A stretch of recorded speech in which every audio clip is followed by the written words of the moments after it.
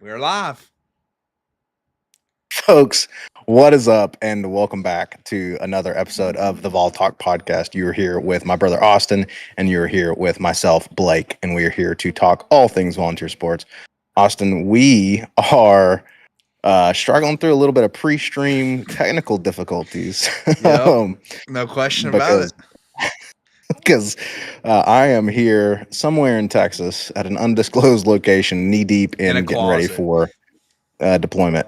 Yes, literally pretty much in a closet. So, folks, pardon any technical difficulties that we might have during this stream. But you know what? The show must go on, Austin. And it has been almost a couple weeks now since we've been live. Almost a And month. uh, since we've been live, Oh, yeah. actually, that's true because the past June couple, 18th. because we were dropping some clips previously. So, folks, we appreciate your patience as we were again trying to get settled so we could go live again. But Austin, here we are, and we are live. And I don't know how the quality is so far. I'm about to pull it up on my phone, but again, the show must go on regardless. So we're gonna hop right into it. Austin, we have a lot of fun stuff to talk about today. Actually, we're going to be talking about recruiting for football. Specifically, a couple of the big commits that we have got recently, which we're super excited about. But then also, we're going to talk a little bit about the pursuit of a couple of our key targets in recruiting, which, as Austin has said before, he doesn't like to talk about the targets. He only likes to talk about commits. But we're going to give y'all a little bit of breadcrumbs here and talk about some of the targets.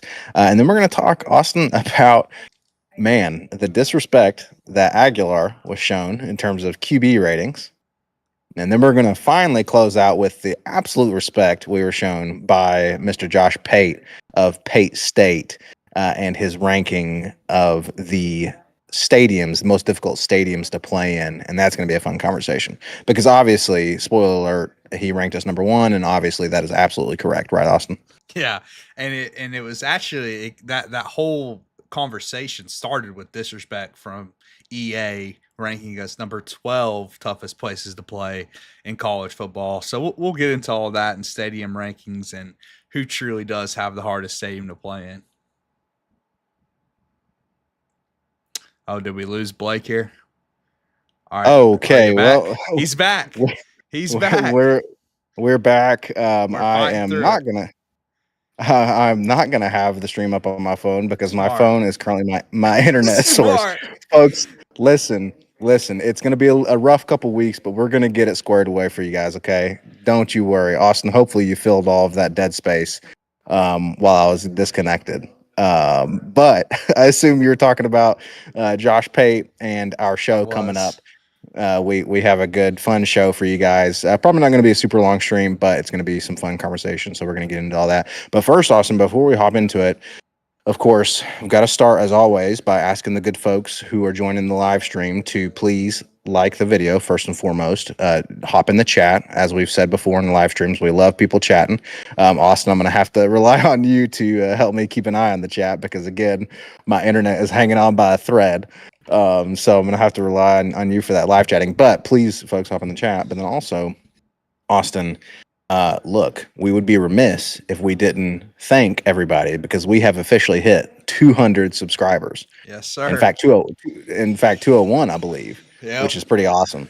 So we thank you all very much for the support. If you haven't already, please hit that subscribe button.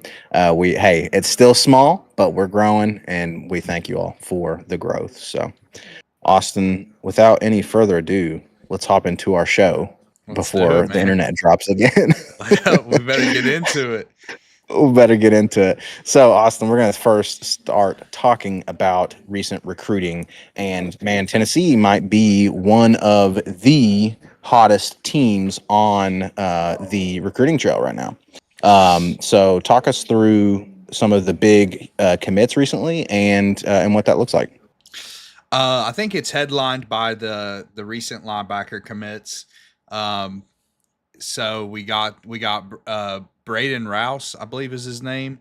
Mhm. He is one of the most recent commits, 4-star linebacker. He was the fourth highest rated linebacker, or maybe third highest rated linebacker in the class. We now have two top five linebackers in the 2026 class incoming. Definitely a position that, first of all, I think we have a great history at linebacker. A lot of great linebackers in our history. Al Wilson, Gerard Mayo, just to name a few. So it's nice that we're recruiting that position heavily. And it's been a position that hasn't been our best of recent. Um, Keenan Peely was solid last year, but he got hurt, as we know.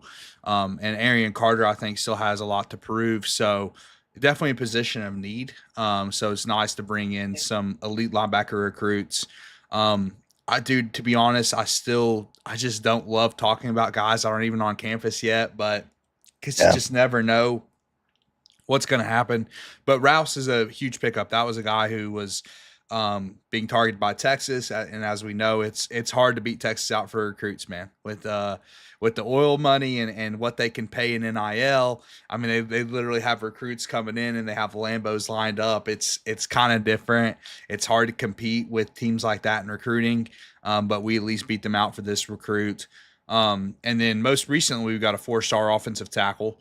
Um, what's his name, Blake? Do you Uh, have his name pulled up? Shabazz. Shabazz. Shabazz. So yeah, I mean, it's always good to load up on the trenches. That's been like last year. Our offensive line wasn't great, and we need to keep loading up a tackle. And we have a solid offensive line class, I would say overall. Um, but I think ultimately, and like you said, we are heating up a little bit. And I don't. I will say we still have, we're only 13th right now in the recruiting rankings, 14th on threes composite rankings. That's not where we want to be as far as the class overall. So I still think we have to come through on these last couple of 5 stars that we're targeting. Absolutely. We, have talked about that before, right? These 4-star guys are great, but ultimately what sets teams apart are landing those back to back to back to back 5 stars, right? And having a roster of recruits that have at least several 5 stars. So absolutely critical. But it has been some really great pickups. A couple of the top linebackers in the country, as far as I understand. Yep. And so really, really good pickups there. And we also, I know, we've kind of laughed at, some of these 3-star cornerbacks and defensive backs that we've landed as well recently. But I do love from Heupel this continuing to load up on defense, right? Because we have been concerned about last year's defense was historical, and I don't think we're going to see that again. However, the way you do potentially get back to that is by continuing to reload with top talent, right? And so absolutely love to see all the defensive pickups. I'm a huge Al Wilson guy, so love to see some good linebacker recruits. Really hoping to see some really good stuff out of those guys. But obviously, Heupel is known for his offense, Austin, and you alluded to a couple things, a couple key targets that we have on the offensive side of the ball. We've talked about one of them before, Tristan Keys, Mm-hmm. the number one wide receiver in the country, currently an LSU commit. And then we're also targeting the number one running back in the country in Hyder, as far as I believe his name is pronounced Hyder, Savion Hyder. And we currently have the number one quarterback already committed to our class in Faison Brandon. So let's Yep. talk about the offensive side of the ball and those key kind of targets that we've got. Yeah, I mean, to me, you have to land all three. Like obviously Faison's already committed and he's doing a lot of recruiting himself, which is really helpful. But like Kevin points out in the chat that we still, it's possible that we still don't even crack the top 10 in recruiting, and that's where I'm kind of, and we have been on a heater in recruiting because our class was looking pretty slim, and they have been picking up a lot of commits, which is really good. It's gotten us the position to get in the top 15. But when we're looking at the class overall, it's like I don't think we need to take victory laps yet. Like we need to wait and see how these last couple of battles like play out. We're obviously going after Keys extremely, extremely hard. That's kind of a commit that I think would be huge. Like We've seen recently how like number one X type wide receivers can completely change teams. Happened with Jeremiah Smith last year for Ohio State. Happened with Ryan Williams for Alabama. Um, so we kind of need that difference maker. I'm not saying somebody on the roster can't become that. Mike Matthews is still here developing as a 5-star, can definitely still happen. But Tristan Keys is the number one ranked wide receiver in the entire class. And that's the kind of guy that can change an offense. So I think we have to, we have to land him. Or I think this class is overall, I won't say a failure, but not reaching the expectations I think we need to have if we want to compete with the best teams in the country. I mean, LSU just landed the number one recruit in the entire country. Plus, they already have Keys committed. Like, if we want to compete with teams like that, we're going to have to recruit with teams like that. So, yeah, I think we have to land those last 2 5-stars we're like targeting heavily. And if we do, then I think this class is a massive success. If we don't land either, I don't think it's great, especially with how hard Faison has been like recruiting this entire he's been recruiting this entire recruiting cycle, and to land no other like blue chip recruits, like high end blue chip recruits along with him, that would be pretty disappointing. Yeah, it would be concerning because he is recruiting so heavily, right? And one of our recent commits, also Rouse, I believe it was talked about how he was like, man, Tristan Keys is my number one guy. Like, that's the number one guy I want to try to bring into this class with me. Yeah. And that's coming from Rouse, a linebacker. And, when the number one quarterback in the country is recruiting that hard for you, which we've talked about before, right? We talked about how great it is to have, a guy who's all of all and who's trying to recruit with us. And bring guys, around him like Faison Brandon is doing.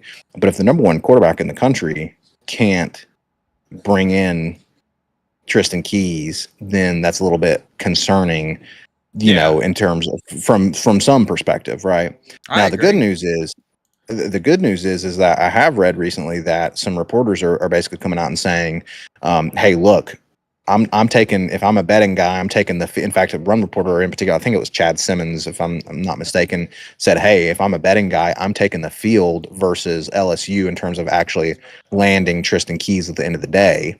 And Tennessee is obviously kind of the number one school in that mix right now. So it's looking good for us.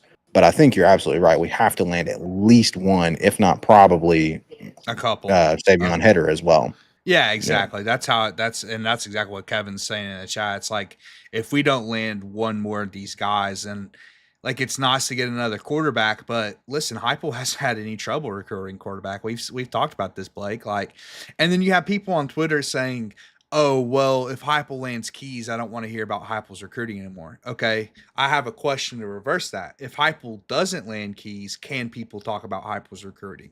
Because you're automatically assuming we're going to land this guy, and you're like, again, preemptively taking a victory lap when we don't even have the kid on campus. He's not even committed yet, and you're already like roasting people for even possibly criticizing Heupel's recruiting. I think it's ridiculous. I think Heupel's doing a fine job this class, but again, he's been doing a fine, like, we haven't seen him elevate it, Blake, because he's been around this range. All right. He's been around this top 15, top 10, like right outside the top 10 range in the last few classes. And again, like we saw how that wasn't really enough to compete with the best teams. So, like, to take a next step, yes, he has to land. To me, he has to land the last couple of 5-star targets. And if he doesn't, then, it's another solid class, but I don't know if it's moving the needle.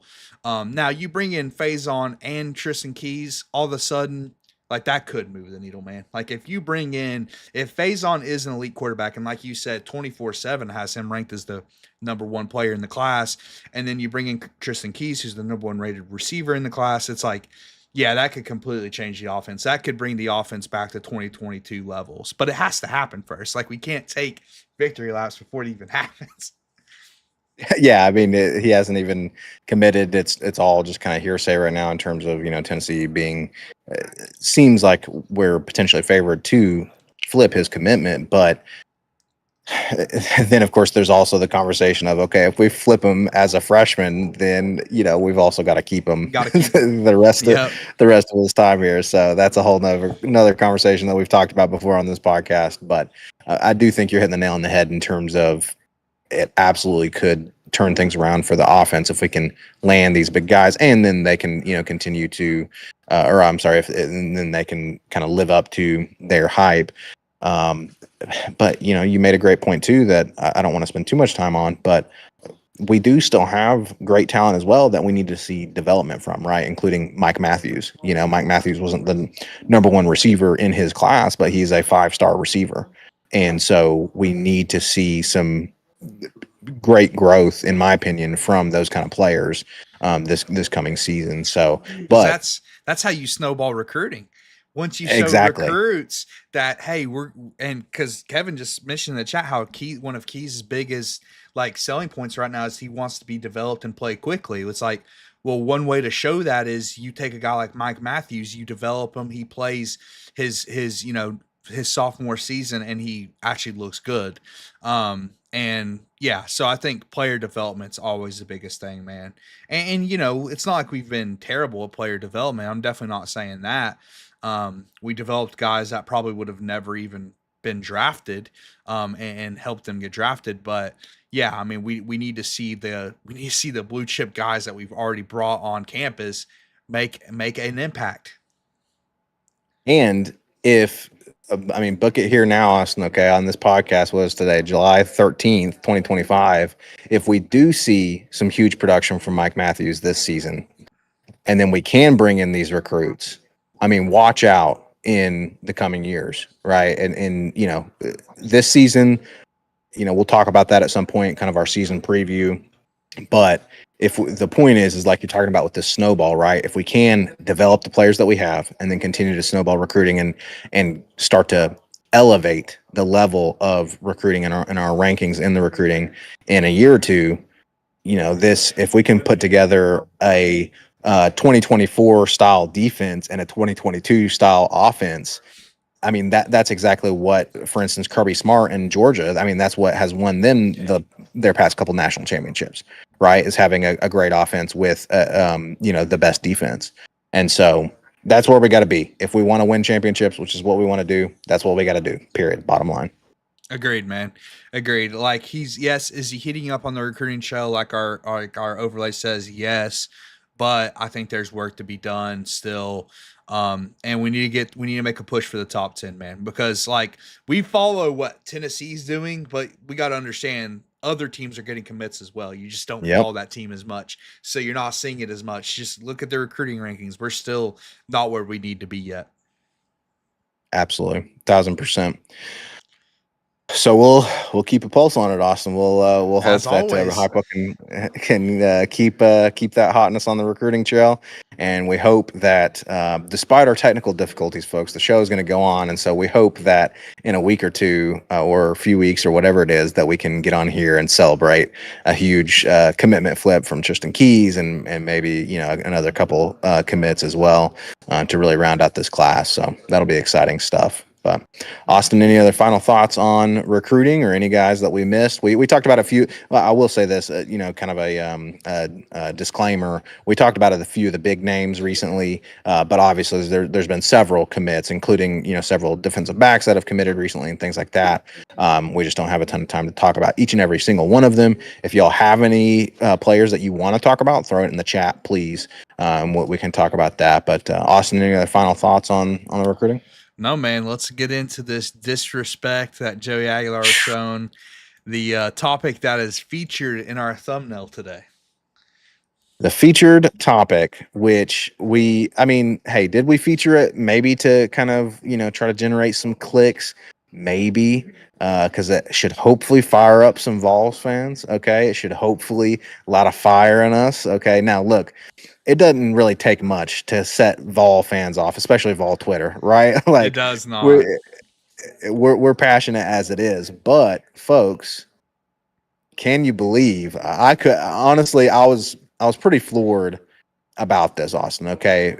I don't know if everyone else can believe this, but these ratings came out and Joey Aguilar is currently rated as the worst quarterback in the SEC. Yeah, 16th out of 16. Austin, from SEC Unfiltered. SEC Unfiltered. Chris Now, Phillips in well, particular. I'll toss it over to you. Tell us about these ratings. So, listen, we have been, if you go back and listen to our Joey Aguilar content, Blake, I think we've been some of the more level-headed Vols fans, right? Like Yes. we are keeping expectations where they should be, which is in check. It's not like we have brought in an elite level player here, but 16 out of 16. Listen, I think my number one takeaway from SEC Unfiltered and Chris Phillips doing this is they know when they posted this on Twitter that the best way to push engagement was to put Aguilar at 16. They knew that because listen, if you rank him at 12 and he has a great season, you're going to get flamed for it about as much as you're going to get flamed for putting him in last. So it's like you might as well put him last to just like to juice up engagement as much as humanly possible. Because of course, like just by what Heupel has done with quarterbacks, right? Like the production he's gotten from quarterbacks from their starting point, it's so foolish to put him at 16 because for one, you could end up looking like a complete moron. Like if what happened, like if he eliminates Joey Aguilar's turnovers, kind of like we've been talking about, Blake, like, okay, Aguilar's going to bring a lot of big plays, but he's going to bring a lot of turnovers to the table. However, Heupel has done a really good job at eliminating turnovers from the quarterback position. So if he can do that and the offense and those receivers develop and the offensive line gets better, then all of a sudden this offense could be a whole lot better than it was last year. And you're looking like a complete idiot for putting him at number 16. So that's the one thing. That's the one reason I'm like, dude, listen, like, I'm not saying he should be top. He definitely shouldn't be top 5. He might not even should be top 10, but 16, there's dudes on here that haven't played a snap in the SEC. Ty Simpson for Alabama has shown absolutely nothing. He got benched against South Florida, and his only opportunity to play, he started against South Florida a couple years ago, and he got benched for Milroe once again. It's like there's guys on here that A, haven't played, or B, when they have played, they've been bad. So ranking a guy like Aguilar, who's been a solid starter for a team like App State at 16, it makes no sense other than the fact that it's to generate clicks, in my opinion. Absolutely. I mean, that's we have to take everything with a grain of salt, even from the kind of well, quote unquote, mainstream sports media. I'll even say, guys like Josh Pate, right? I mean, I like Pate, and we're about to talk about something that favored us from Pate. But even from those kind of more mainstream outlets, we have to remember that everything is about the mighty, mighty dollar, right? And everything's about trying to generate that engagement to generate more revenue. So take it with a grain of salt. But man, dead last? Dead Absolutely not. last. I mean, that's insane. Like you said, I mean, between the way that our quarterbacks have played and developed and just our offense in general, I mean, even Nico was, I mean, I mean, shoot, he couldn't, make decisions. He, made some poor decisions, wouldn't get rid of the football, and he was still middle of the road in the SEC last year, right? And so, yeah, for Joey Aguilar, a guy who is essentially, I mean, this is his last year of football. yeah. I mean, at least give the guy some credit for having some experience. And we've talked about that, right? We, like you said, we've talked about this is that, we thought that, hey, Merklinger would probably win this job just because the disadvantages Aguilar has coming in. But we didn't, like you said, we didn't think that Joey Aguilar is going to be bad. And yes, we talked about how he's probably going to have more turnovers than we've been used to, but we didn't think he's going to be bad. So yeah, this just kind of blows me away. It's very obvious. Yeah, I think you're absolutely right. It's like, okay, if he's in like the bottom 12, you might as well just push him all the way to 16 for that Exactly. extra engagement because That's they know exactly what Vol I Twitter. said. They know Vol Twitter, right? Yeah, exactly. And I mean, there's a guy, Jackson Arnold's 9 on this list. Blake, we played Jackson Arnold last year in Norman, Oklahoma, and got him benched. I mean, that's a guy that's ranked like 6 spots ahead of Aguilar. Austin Simmons, Ole Miss's quarterback, is at 6 on this list. He hasn't played a snap in the SEC. I mean, there's a lot of the rankings are just puzzling. Again, you can't, kind of like Kevin saying in the chat, you can't rank Aguilar super high. Like I wouldn't rank Aguilar super high on this list, but I just feel like the ceiling of our offense, like it just, I don't know, it raises. I know the offense wasn't great last year. It struggled at times, but to me, it's just like betting against Josh Heupel's offense to bounce back and ranking him 16. I mean, that list could look really, really dumb. Like it could look really, really dumb at the end of the year. And I just don't see a scenario where production wise, he's 16th in the SEC. That would just mean they also posted something that said our worst case scenario was 6-6, but our best case scenario was 9-3, which I think is actually pretty realistic. But at the same time, it's like if you think our worst case scenario is 6-6, but you rank our quarterback 16th, that those two things don't add up. If our quarterback is ranked 16th in the SEC, that means we're going 2-10. Like that's it's not going to be a good season. Also, Diego Pavia is ranked 5th on this list. Let me just bookmark this right now, okay? Because like we're gonna start getting into more of this as the season starts, as far as like predictions and stuff are concerned. I'll start with a prediction right now, Blake. I'll say this right now here on the Vault Talk podcast. Whether it's Joey Aguilar or Jake Merklinger that starts, either one of those guys will have better production than Diego Pavia this year. Bookmark it right now. And he's ranked 5th on this list. Aguilar 16th. Whoever plays at quarterback for Tennessee this year will have a better season, numbers wise, wins wise, head to head, any metric you want. They will have a better season than Diego Pavia. I think that is a solid prediction just from the fact that, like you've talked about with our offense, and that has to raise the ceiling some, to some degree. And the fact that Pavia is playing at Vanderbilt, it's like, how much production is he really going to actually have, right? Compared to whoever our quarterback ends up being. So I think you're absolutely right. I think you hit the nail on the head with that analysis. But again, folks, at the end of the day, it's the internet, clicks, right? Dude. It's about It's firing up Vol Twitter because they know Vol Twitter is ruthless. And I bring up Vault Twitter a lot on this podcast, Blake, and I'm very critical of Vault Twitter. I think me talking about the that guy in our last topic about recruiting, the guy who said, "Oh well, if Heupel lands keys," like all that was on Twitter, all that was from Vault Twitter. So listen, I'm not saying everything on Vault Twitter, and maybe Blake has had something in the past on Vault Twitter that didn't go his way. Point being is that we have a lot of dumb fans on Twitter. However, this was warranted. Like this warrants the response from Tennessee fans because it doesn't even make sense from what we've seen of the quarterbacks on the list. It doesn't make any sense. So it was clearly to drive engagement. And I do agree. I don't agree with your little jab about my escapades on Vol Twitter. I'm gonna have to say that I don't count that as a loss. In fact, we've got a video laying out my thoughts. Go check it out, folks. Wide receiver, who is it? Does Tennessee have a case? Go check out that video if you haven't seen it already. Austin, any other final thoughts on this list and ranking Aguilar dead last? No, it's just bad. That's my final thought. It's a bad list, and this is coming from fans who listen. If you're a doubter and you think we hype up Aguilar, go watch our QB1 videos. Like we have kept our expectations of Aguilar in check. Absolutely. I think that is 110% fair. So yeah, definitely folks, go check out our videos on Aguilar. Go check out our video on wide receiver and my dip into Vol Twitter. Austin, do we have anything to catch up on the chat here?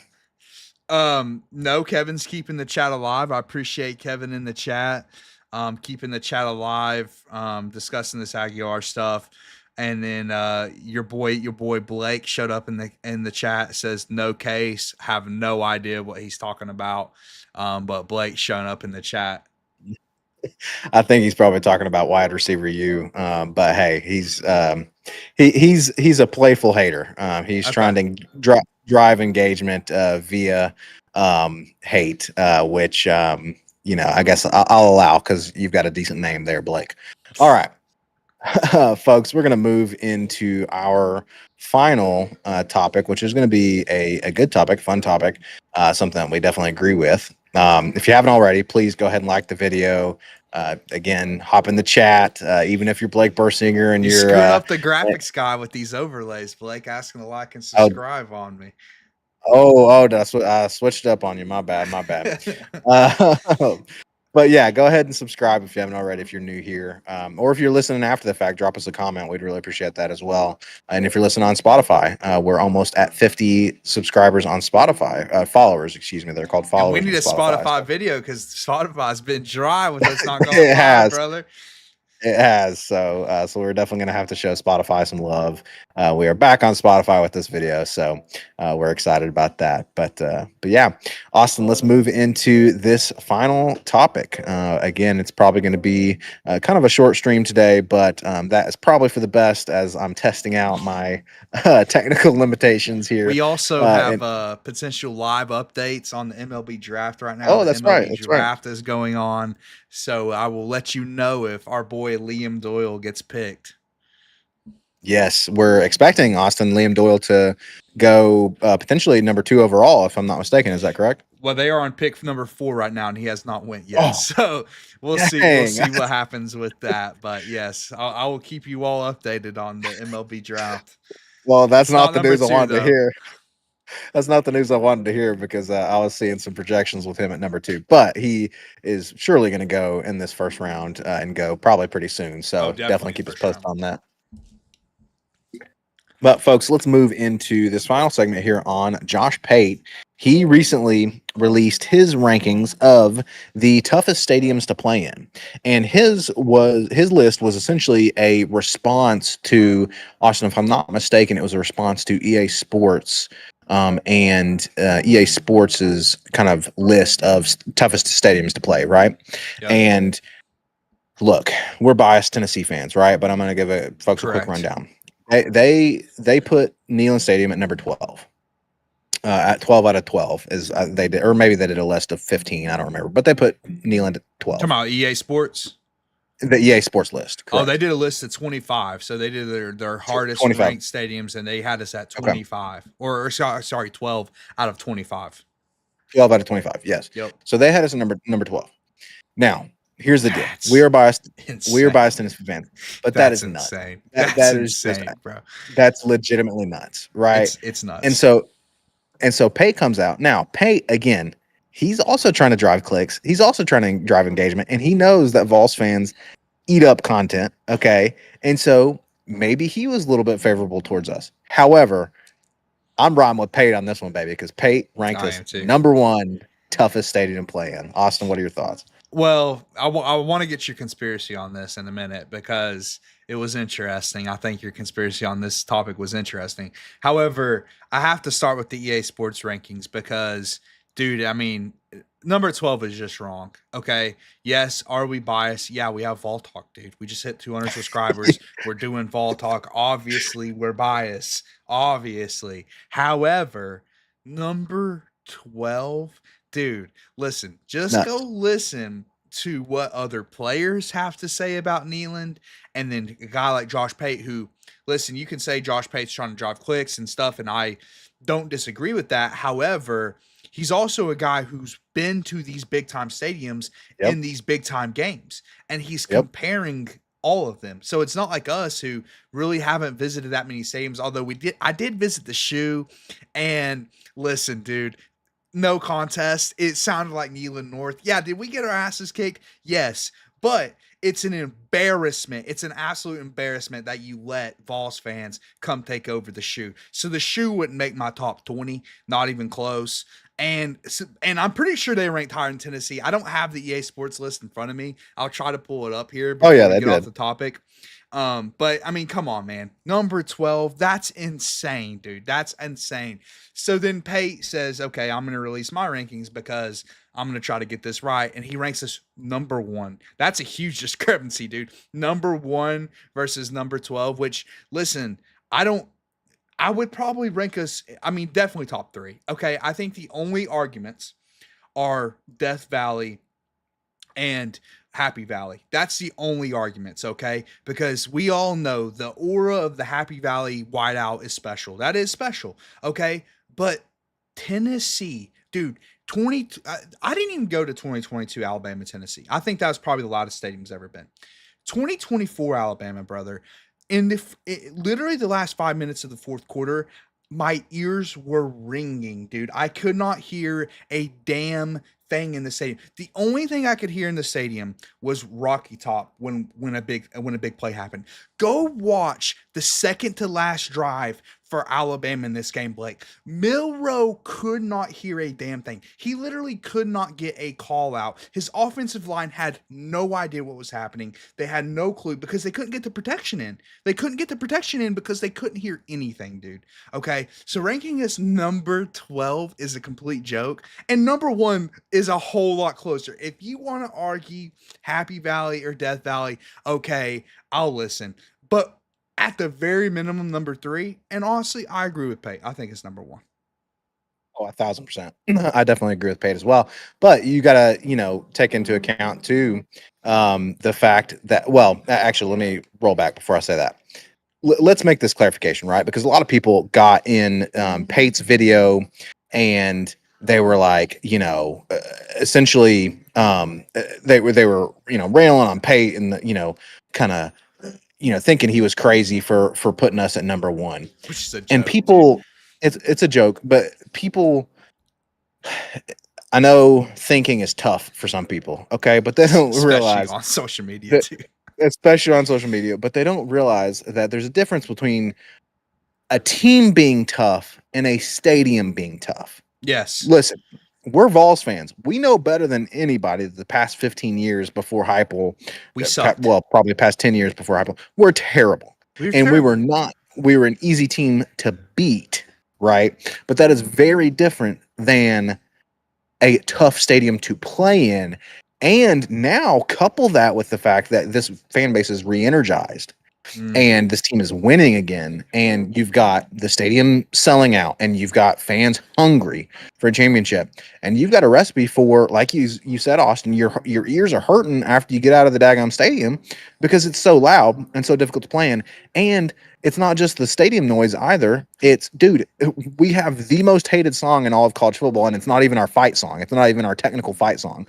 Okay, Rocky Top is hated because we blare it, and they hate it because we love it. And so teams, they literally practice by blaring it in practice, right? Yeah, I mean, there's dude. just so many factors.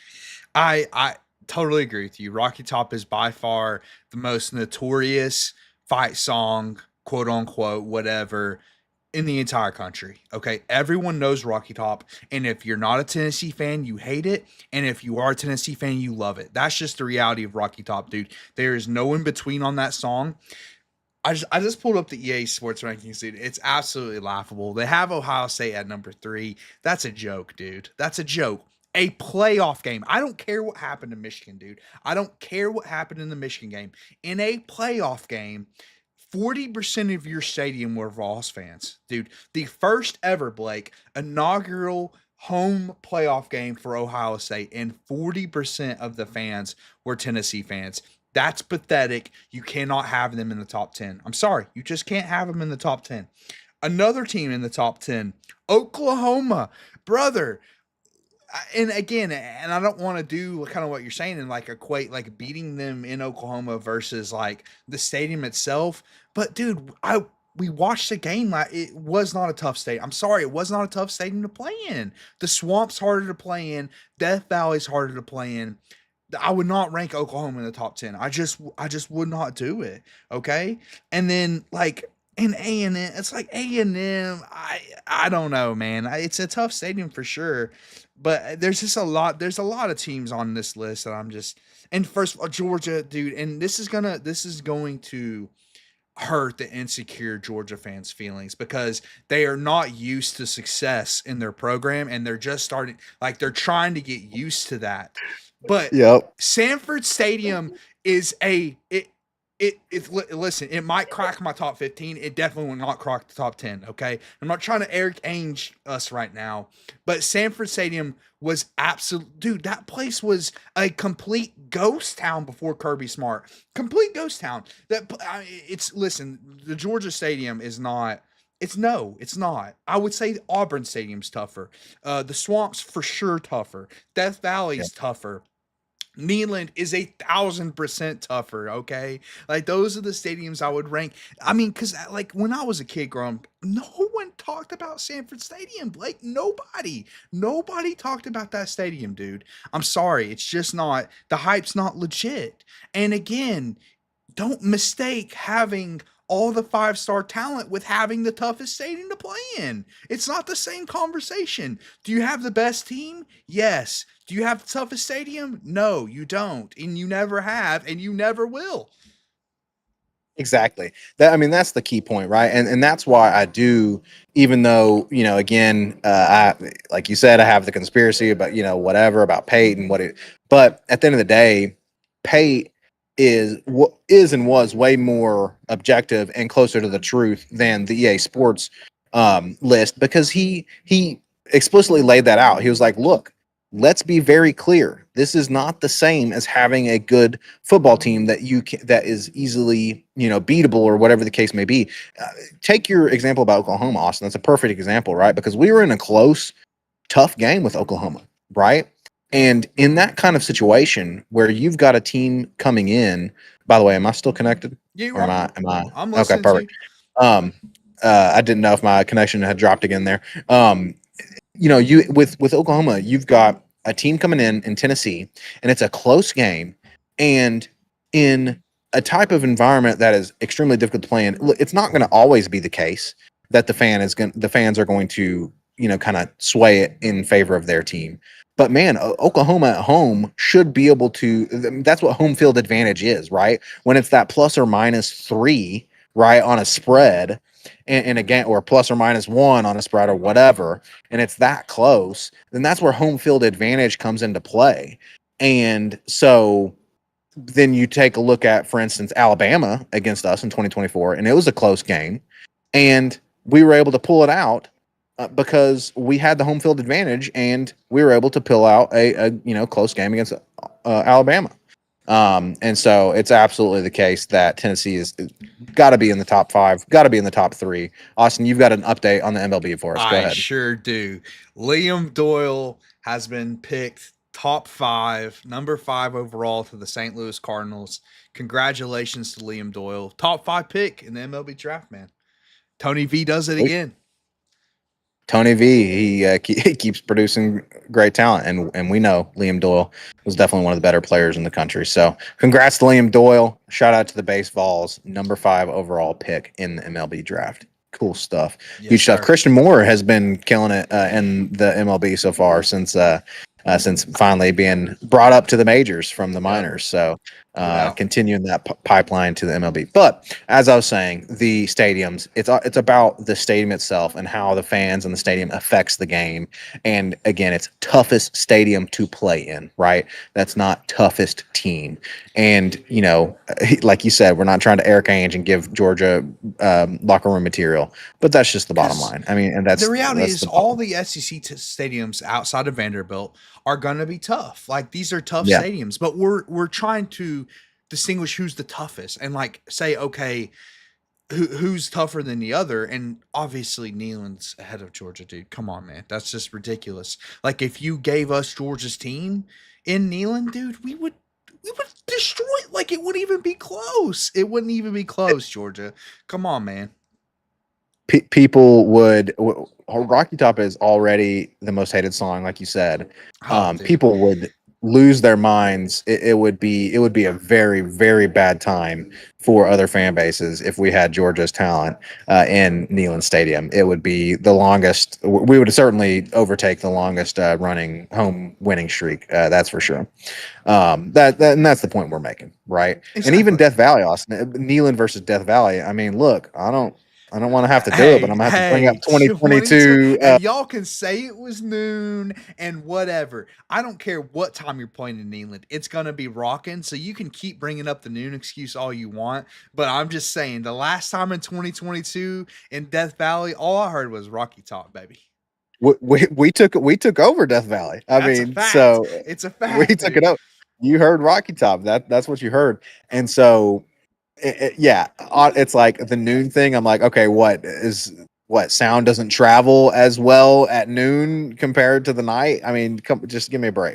Or It's maybe the it's that aura of the night freaking games, dude. I've yeah, always it's the said aura the and noon discussion versus listen, night games are special, man. And like as in the SEC or in Happy Valley, like night games are absolutely special. Or in Neyland, us running out of the tee with the fireworks going off against Kentucky. I get that. But come on, man, the whole noon thing, I just don't buy it as much as other people do. I've never bought that as much. Like the stadium was still sold out. Like, what was the excuse? The yeah, problem was is you were getting killed, and Vols fans traveled, and your fans didn't show up. So I still have a lot of respect for Death Valley, but I mean, again, it's like I would be fine if you ranked some of these stadiums ahead of us. Like again, if I were ranking it, I would probably have Neyland number one. The only arguments for me would be the two I mentioned, Penn State and LSU. But anything else is just ridiculous to me. Like outside of the top five, it's just wrong. It's just wrong. You're looking at team success over what the stadium is, dude. 1,000%. Objectively speaking, right? And we are biased, but we can say, objectively speaking, if you have us outside of the top five, you're not looking at the question purely. You're taking into account the team talent, things like that. And we can't Watch out, let bro. well If watch we out if for we if what? we if we get our talent back too, Oh, we I you mean, we get saw that in 2022 against Alabama. Like we 2022. saw Yeah, that. exactly, I mean, exactly. and we So, can't let Alabama slide, dude. Again, when I was growing up and like learning about college football, I swear, never out of everyone I talked to, all my friends who watch college, never heard Bryant Denny brought up as one of the toughest stadiums to play. I'm sorry, never heard it happen.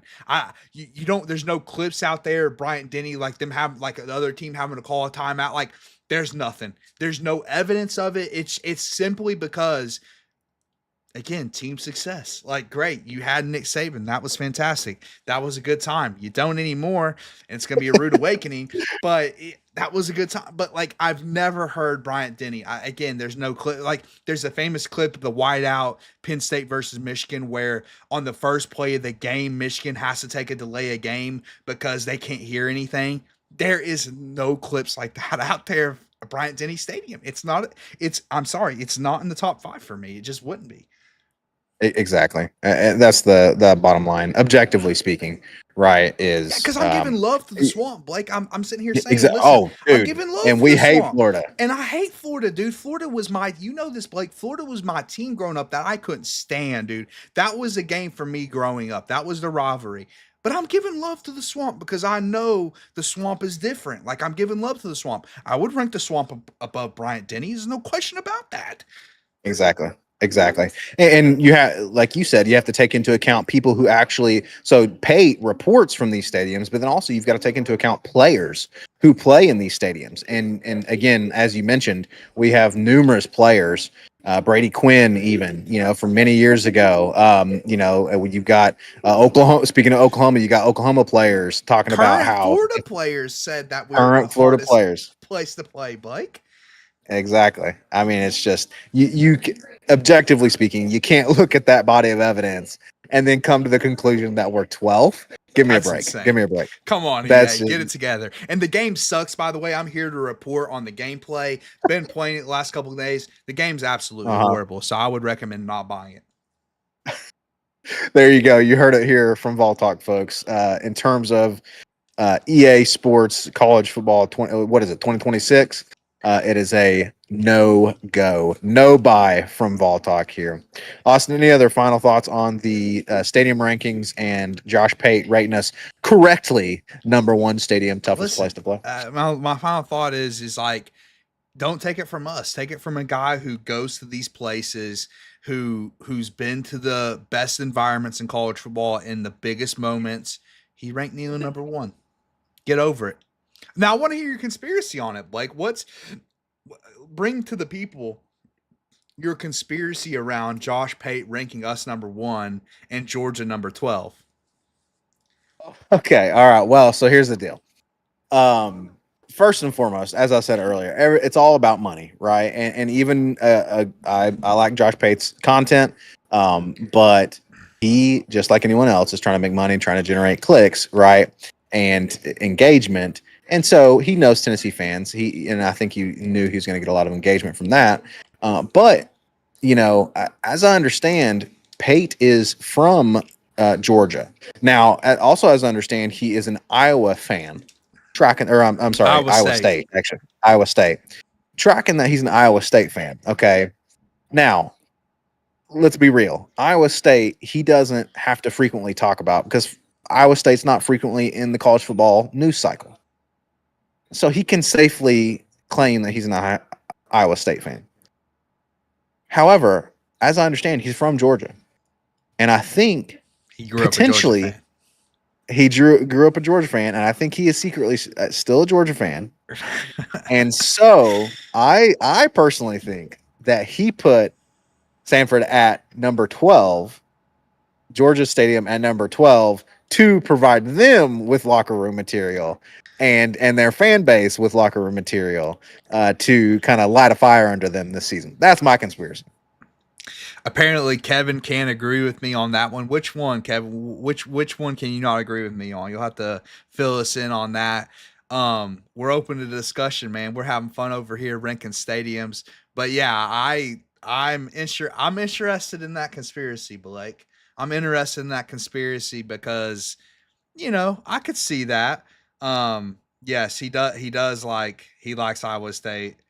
Oh, his storm Oh, it's chasing. storm Okay. chasing. Yeah. Interesting. Kevin said Okay. Kevin says it's storm chasing. Quick Interesting. shout That out to could be Ryan. it. It could be it. Yeah, maybe. But again, my conspiracy is Georgia. Austin, you think you're I buying that conspiracy or not?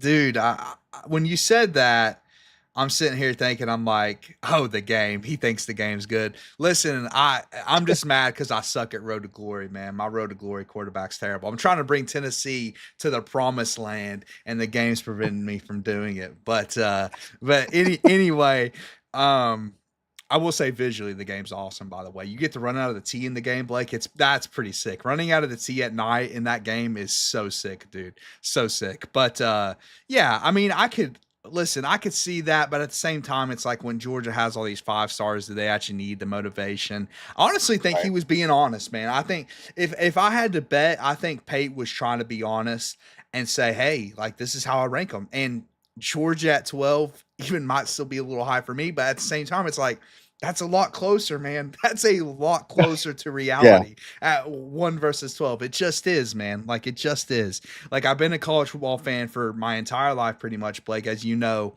And again, I never heard anyone say anything about Sanford Stadium, dude, ever. Like it just wasn't. It's just not historically a hard place to play, and even currently, it's just there's so many stadiums that of teams that I don't like, by the way, that I would rank higher. Yeah, absolutely. And look, I think ultimately at the end of the day, I think he was just trying to be objective as well. I do like, I still like my conspiracy. But yeah, look, you mentioned the insecure Georgia fans earlier. That's going to They're so continue to insecure, man. It's make so it. sad. I know, like you said, at the end of the day, they're relevant for the first time in the history of their program. And yeah, congrats, you got a generational coach in Kirby Smart. But it's a little fragile for them right now. And so this is gonna, if any Georgia fans hear what you just said, it's gonna definitely rock their boat a little bit. But ultimately, at the end of the day, it's the truth. I Sanford is just not a place that is big on tough places to play. I gotta comment on what Ryan said. He said taking Oregon and Washington off the list. Dude, Oregon and Washington stadiums have to be the most over. Like all of a sudden I'm starting to hear everyone mention Washington as one of the toughest places to play. I I don't see that. I mean, I watch college football for 12, 13 hours a day on Saturdays, dude. I have never felt that way about Washington Stadium. And it's like a recent thing. It's just like it's almost like this big media push. So I agree with you, Ron. And the big house, like the disrespect that the big house is getting is Yes, absolutely yes, ridiculous, dude. I mean, yes. I totally agree, Ron. I would absolutely add Michigan over Washington, dude. And again, I'm not trying to look at team success, dude. I'm looking at, okay, watch the games. How much is the stadium actually impacting the game? I agree, man. Michigan's definitely over Washington. I'm actually glad Ryan said that too, because that is the exact team. When I saw EA's list and I saw Washington ahead of us, I was like, give me an actual break, right? Like, let's actually cut the BS here, EA. Okay, cut the BS. Stop being ridiculous. Stop kidding yourselves. But definitely shout out to Ryan here. He also says, he agrees with you about the swamp. The swamp. He said the swamp is where good Tennessee teams go to die. Look, in the past, Ryan, in the past, we are hopeful that this year He's changes right that. now, So though, dude. I mean, we haven't won he's in the right. swamp, and I think since your boy Casey Well, Clausen. Is that the last well, quarterback that went in the swamp?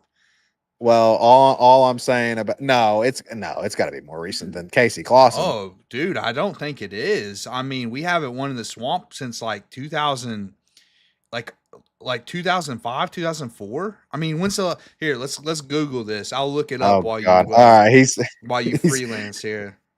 oh God, he's gonna look it up. That's gonna hurt. Don't want to end on a negative note. Although you do know how much I love Casey Clausen, and that is my hot Tennessee take is that Casey Clausen was our best quarterback, essentially top three quarterbacks between Peyton Manning and I guess Hendon Hooker now.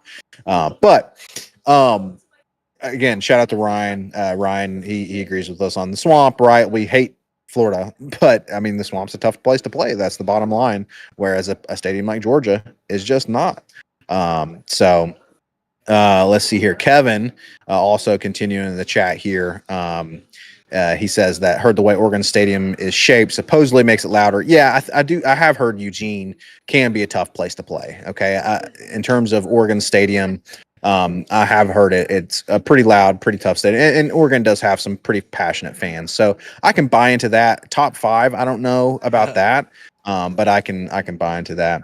Brandon Scott jumping in the They're chat here. talking about Casey Clausen in the chat, Blake. They're Dude, saying listen, Casey, your I guy. was That's Blake's guy, everyone. that's my Casey guy, y'all. Clausen is the last Casey Clausen. quarterback to win in the swamp. Listen, I'm starting to understand. Hey, we have the Casey Clausen. If you're new around here, we have the Casey Clausen Player of the Year on Vol Talk, and we give that out every year. And yeah, man, Casey Clausen, dude, his legend grows. I'm telling you, listen, by the time look, we hope this podcast goes on for years, right? We're pretty young. We're relatively young whippersnappers, okay, in the grand scheme of things. So we hope this podcast goes on for many years. But at the end of the life of this podcast, I hope that people in our subscribers and maybe you in particular, Austin, will one day finally accept the greatness that was Casey Clausen at quarterback. Okay, Hey, I think but our chat's on board here. Everyone's talking about how he's the last one to do it, and we got to break. That's one thing we'll talk about leading into the season. But that's a big game this year on our schedule, man. Trying to get that monkey off our back in the swamp. And they need to get Casey Clausen in the locker room, man. Give some speeches, like give some something. pointers, do something. Get the well, honestly, the Bryant Denny monkey off our back too, because we Yeah, haven't won in Bryant Denny in a while as no well. So, doubt. but yeah, Kevin and again, shout out to Brandon jumping in the chat here, saying that it is indeed a fact that it was Casey Claus, the last one to win, and Kevin also confirming past 22 years. That's really Oh, unfortunate. Hate to dude, hear that, but yeah. hate So to hear Brandon it. says that. We've gotten the brakes beat off us in geography except one time since Casey Clausen. Hey man, I love Casey Clausen. Randon, go. I don't know if you're new around here, man. Go back and check out some older episodes. I'm a big Casey Clausen truther. Oh, that's So that's Blake's guy, dude. He's gone to bat for Casey Clausen's greatness. Yeah, yeah. So Brandon and Kevin continuing in the chat there. Kevin saying Clausen was a road warrior. He absolutely was. He was a great quarterback. So, Yep. but at the end of the day, Austin, regardless, again, we acknowledge the Swamp is a tough place to play, and we acknowledge that all SEC stadiums are tough places to play because it's Except passionate fan bases, except except Vanderbilt, Vanderbilt. of course. Well, of course, it's. I would say it is tough for them to play in Because when our we come to fans are town there. Yeah. because our Because fans our they have fans more are there. Tennessee fans Oh than man. Vanderbilt fans. I can't But wait to destroy Pavia and Vanderbilt, man. God, that fan base is so annoying. especially after what he talked about in the offseason, saying that they're going to beat us for years to come after this year. We'll see about that, Pavia. But yes, at the end of the day, Josh Pate, I agree with him. Number one, toughest He's place to right. play He's right. in the At entire the end of the country. day, He's Pate right. got this one right. He's not he's not right often, but he got this one right. I'd say he's right. He's right quite a bit. Okay. Okay. He definitely nailed this 50% of one. the time. 50% of the time, he's right every time. No, I'm kidding. He definitely nailed Neyland. Austin, any other final thoughts on anything for this episode of the Vault Talk podcast? No, man, fun episode. It's good to go back live again. Appreciate everyone chatting and watching along. And again, thank you everyone for 200 subscribers. So shout out to the subscribers. Also shout out to Blake about to be deployed. So appreciate you, man. Appreciate the sacrifice you're making, dude. I appreciate that, brother. Appreciate that a lot. And yeah, on that topic, folks, like Austin just mentioned, I am knee deep, waist deep, even right now in Texas, getting ready for deployment. And so I'm going to be gone for quite some time. However, again, the show must go on. So, folks, do not get it twisted. The Vol Talk podcast will continue to go live one way or another. If it's Austin by himself, if it's Dakota filling in for me, or if it's me with a crappy internet connection I don't from know if halfway anyone across would the watch world. a solo show. I don't think I, anyone wants to see a solo Austin show. Maybe you'd have to get maybe like a cardboard cutout of me in the background, and you can just kind of blindly talk to my cardboard cutout. Well, folks, we'll get it figured out. Okay, the show is going to continue on, so we really appreciate the support. If you're new around here, please again go ahead and subscribe. We, like Austin said, we really appreciate 200 subscribers. That is awesome. We're continuing to grow, and honestly, Austin, shout out to everyone. We hit 3,200, I think almost 3,300 views on our Aguilar video recently, which Wild, was just man. massive. It was That was massive. awesome. That's I why mean, we weren't able to go live for a couple of weeks. 'Cause we're just riding the coattails of our latest Aguilar video. and honestly, it came at the perfect It time did, because again, man. It really did. I've been unavailable for the past couple weeks, so came at the absolute perfect time. Shout out to my wife as well. My wife, if she's still watching, she said it's great to see my face. Haven't seen her in several days now, in like over a week. So shout out to my wife. And again, shout out to all you listeners of the Vol Talk podcast. Austin, real quick, the schedule moving forward, I think we're going to try to go live on Sundays for the next few weeks. If in fact, maybe we'll continue to go live on Sundays until football season starts. And once football season starts, I think our plan is to be live on Sundays. I think you said around 11:30 a.m., right? Eastern time. And then we are looking at either Tuesday or Wednesdays for our other live day. We will announce our official schedule and we'll post that for you guys so you know exactly when we're going to go live. I know that's one thing that we've failed at is kind of going live at different times. So y'all are, having to try to play Inconsistent. guessing games. Yeah, play guessing games as to when you'll see us live. But we'll put out the schedule so that you guys know when we're going to go live. Right, And Austin? yeah, and let us know what you think of that potential schedule. Yes. Our Yes. idea is we may be going live after games as like a bonus. If there's like a big time game, we upset Alabama and Bryant Denny this year, something we might go live directly after the Yeah. game. We want to be able to give you all the live show after the game and have it for Monday. So that's our idea of going live on Sundays. So let us know what you think of that. And then Tuesday or Wednesday would be our kind of like our news / preview show of the upcoming game. So yeah, let us know what you think of that schedule and if you have any suggestions for it.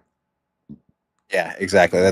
We think it's a pretty solid schedule, but like Austin said, let us know what you think. Maybe we'll even put out a poll on the channel to see what you guys think. But let us know in the comments what you guys think in terms of that proposed schedule. But for the next several weeks, Austin, if not maybe the next month or so, we're looking at probably Sunday, probably around maybe we'll say 3:30 or 4 p.m. For the at least before football season starts. We'll say Sundays between 3:30 and 4 p.m. Is our current proposed live schedule. Again, folks, we appreciate your patience. My life is a little hectic right now, so appreciate you guys as we continue to figure that out. But Austin, like you said, man, it was a fun episode. It was good stuff. We're gonna keep a pulse on everything volunteer sports for you guys because we talk all things volunteer sports. So we'll hit you guys with more recruiting updates as we get them. We'll keep a pulse on the football team and the QB battle as we go through the off season. But folks, until next week, we will see you all then. Until then, go frickin' Vols, baby. GBO.